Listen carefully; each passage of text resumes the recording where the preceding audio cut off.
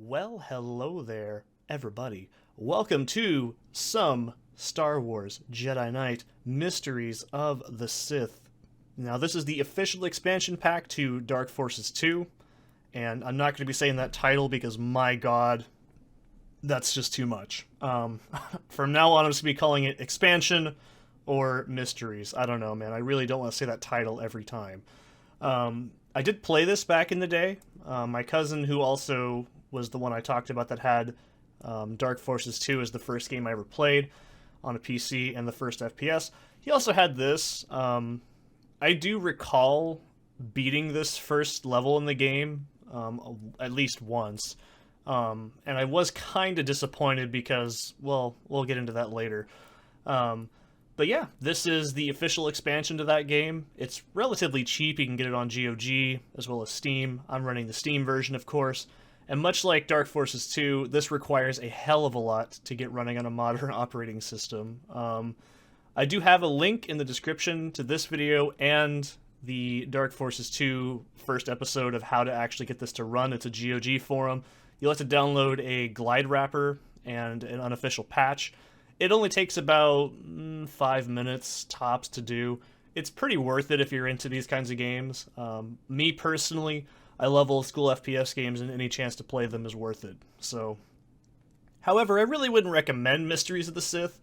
If you're a completionist to these kinds of things, maybe. Hopefully you guys can't hear the washing machine. It's a little loud, but I had a lot of laundry to do, and I figured I'd do this while I'm doing it. It's not too bad, I hope. Basically, Mysteries of the Sith takes place, I believe, 5 years after the events of Dark Forces 2, and it's not very good. I actually recently played through this twice this weekend. Today's the recording day for this.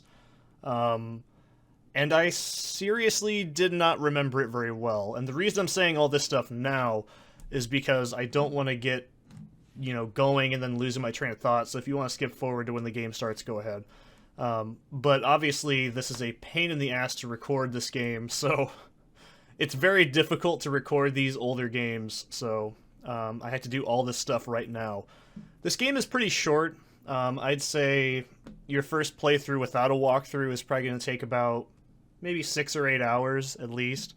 Your second playthrough after probably less than 3. This game is absolutely fucking brutal. It is unforgivingly frustrating, and it's not very good.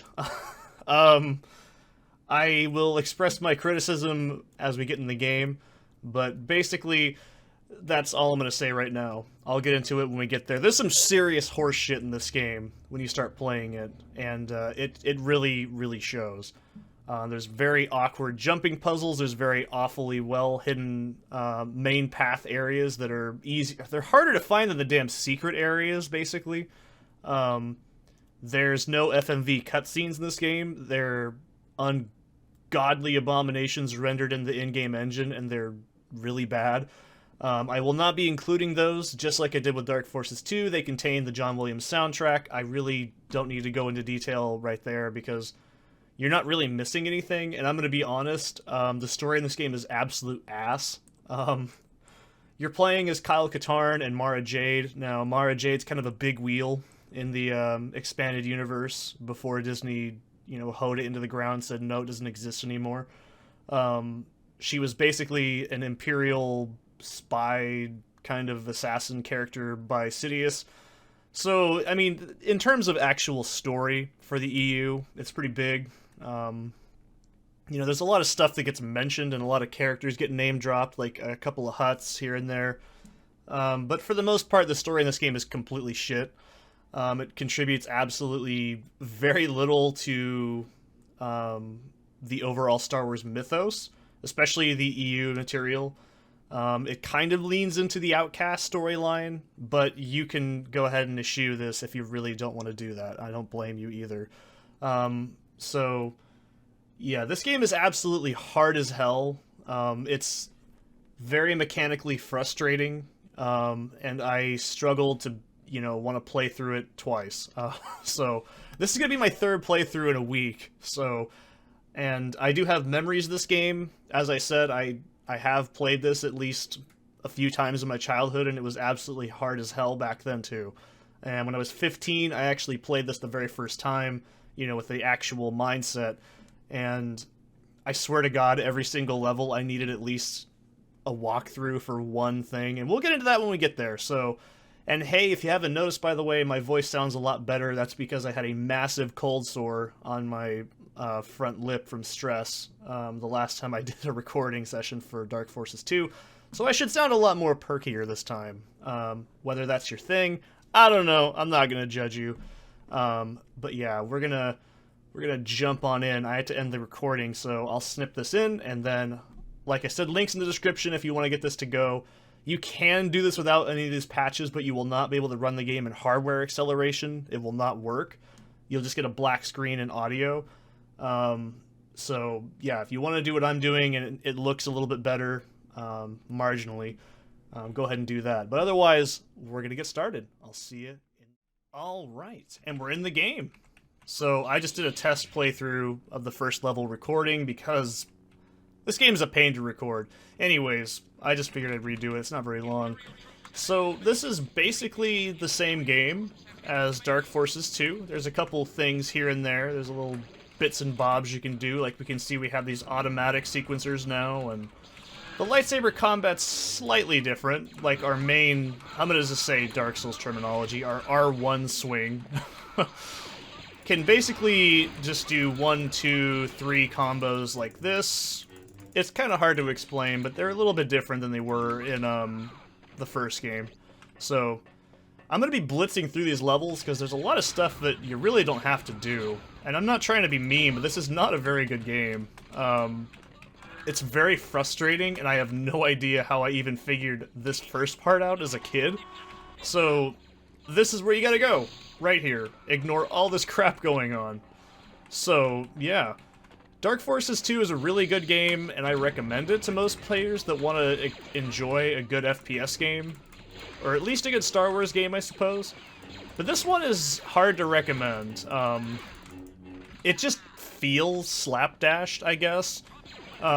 There's just so many things I don't like about it, and it's just hard to recommend.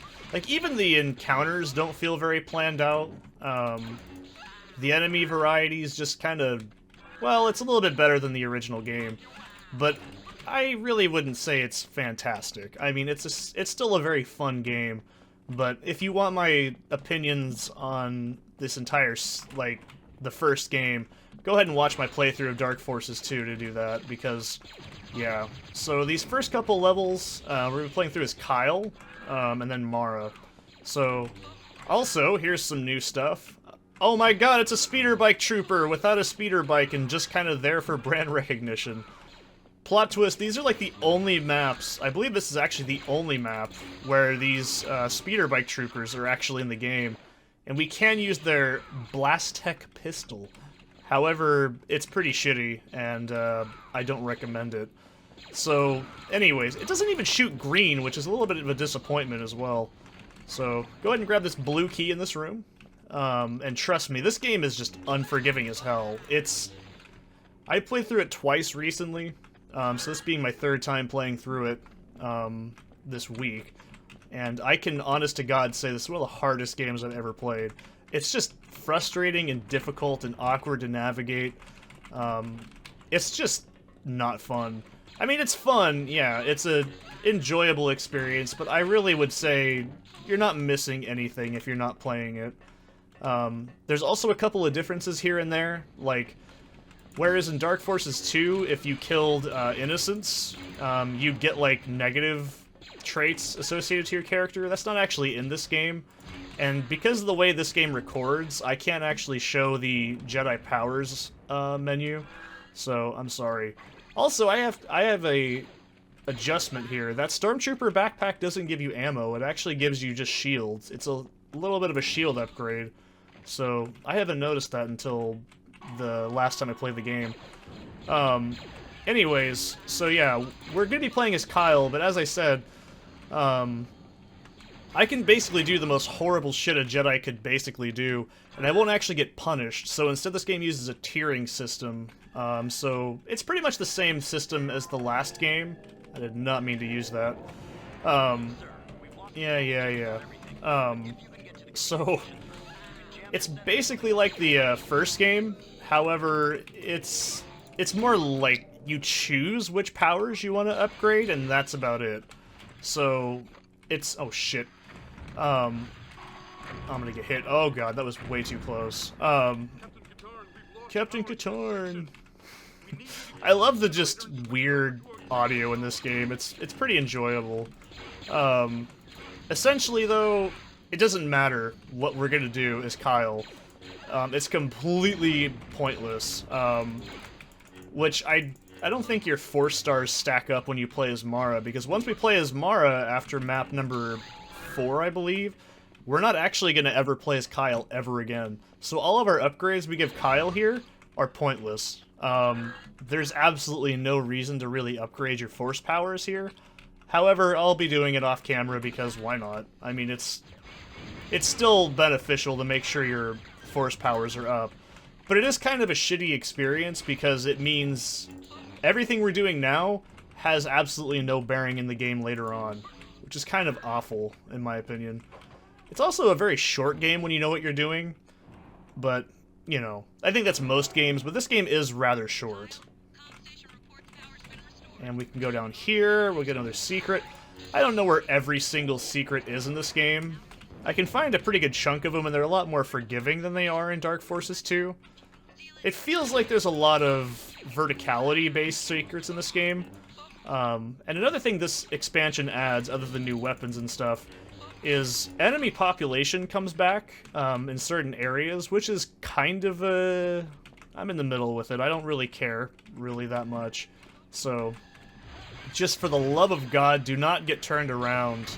This game is just absolutely ridiculous with how it, like, throws puzzles and just awful environments at you. This first one, I think we beat when I was a kid, but I don't really know for sure. Also, all these levels are pretty short, so don't expect some crazy length videos. Only the last couple levels actually get pretty long. And we're actually very close to ending the level, so I'm gonna ignore that AT-AT, and yeah, that's not a secret I just went into. This is the main path. So, yeah.